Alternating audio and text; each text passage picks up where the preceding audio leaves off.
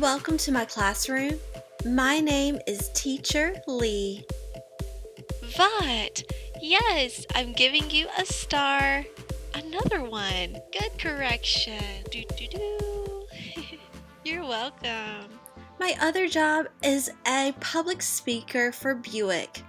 This winter, I climbed the tallest mountain in North Carolina, where I live here in America. It was a snowy and cold day.